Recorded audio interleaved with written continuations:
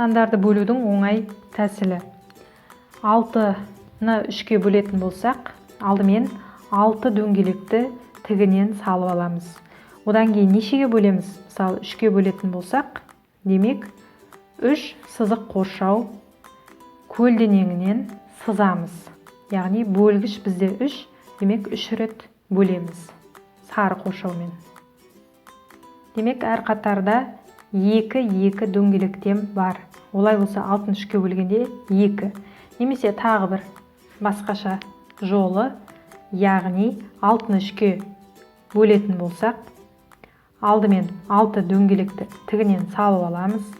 Одан кейін әр дөңгелекке сандарын жазып қоюға 1, 2, 3, 1, 2, 3, 6 екенін білдіртіп.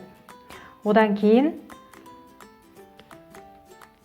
тігінен 3-3-тен қоршауға болады. Бір қоршауға 3-еуін, келесі бір қоршауға 3-еуін бөлек саламыз. 4 бұрышпен қоршаймыз. Демек, барлық сыртқы тік 4 бұрышты қоршаулардың саны 2. Олай болса, бұл жерде дөңгелектер, бұл бөлінгіш, мұндағы бөлгіш 3, мінекей. Немесе бұлай тігінен мынадан да көрсетуге болады. Одан кейін мына бөліндінің мәні бұл қоршаудың сызығы. Ал мұнда мына көлденеңінен қатардағы әр қатардағы бірдей дөңгелектер. Яғни 2-ден. Мұнда да 2, мұнда да 2. Мұнда бір таңбалы сан болса, енді мұнда 2 таңбалы санды 1 таңбалы санға бөлу. 12-ні 4-ке бөлетін болсақ, тігінен 4-4-тен саламыз. Яғни бөлгіш 4. 4 дөңгелек, 4 дөңгелек. Барлығы 12 бөлінгіш. Енді 4 бөлгішті, яғни әр 4 бөлгішті бір-бірден қоршап шығамыз. 4 бұрышты сарғыш қоршау мінекей. 4-4-тен қоршаған кезде барлық қоршаулардың саны сарғыш. 1 қоршау, 2, 3 қоршау. Олай болса 12-ні 4-ке бөлгенде бөліндінің мәні 3-ке тең. Енді қалдық сан шығатындай етіп сандарды мысал ретінде аламыз. 14-ті 5-ке бөлу. Алдымен дөңгелектердің 14-ін салып шығамыз. Дөңгелектерді тігінен де салуға болады, немесе көлденеңінен де салып шығуға болады. Яғни 5-5-тен. Себебі 14-ті 5-ке бөлеміз. Бізде бөлгіш 5-еу. 5-5-тен соңғысы міне 4-еуден келіп тұр. Біреуі жетпейді. Яғни қалдық сан шығады бұл жерде. Енді әрбір бөлгіш 5 дөңгелекті бір қоршауға саламыз. Сары қоршауға. 1 қоршау, 2 қоршау. Демек 2 бүтін сан және 1, 2, 3, 4. 4 қалдық. 14-ті 5-ке бөлгенде 4 қалдық. Енді 12-ні 3-ке бөлу.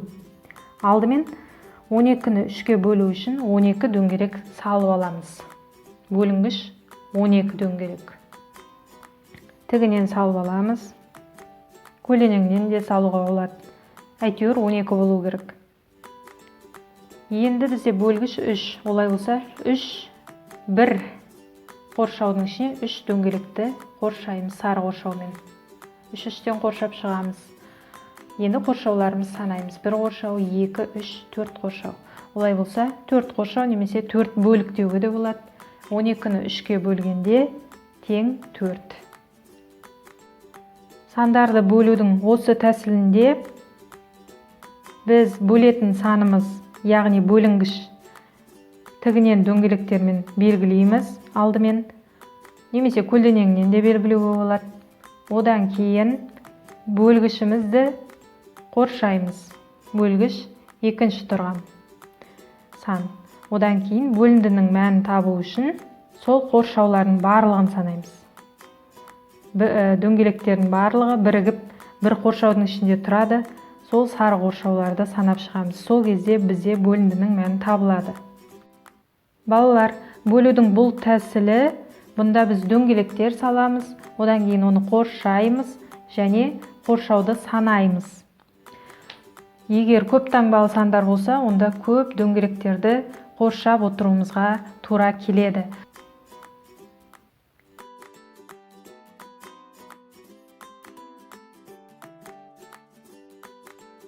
21 беттегі 5 есеп асы шарты: ерлерге арналған 40 плащ тігу үшін 200 метр мата қажет. Ал 60 метр матадан дәл осындай қанша плащ тігуге болады? Шешуі: 200 метр матаны 40 плащ, яғни санына бөлеміз. 200-ді 40-қа бөлеміз, 5. Енді 60 метр бөлу, міне шыққан сан 5. 60 метрді 5-ке бөлеміз, 12. Олай болса, жауабы 60 метр матадан дәл осындай 12 плащ тігуге болады. 5-тің әсінде шарты шешу жауабын жазамыз және кем десе азайтамыз. Осылайша қанша метр матадан плащ тігу қажет екенін табамыз. 21 беттегі 7 есеп: теңдеуді оңайластырып алуымыз керек. X көбейту 6 тең 50 қосу 310.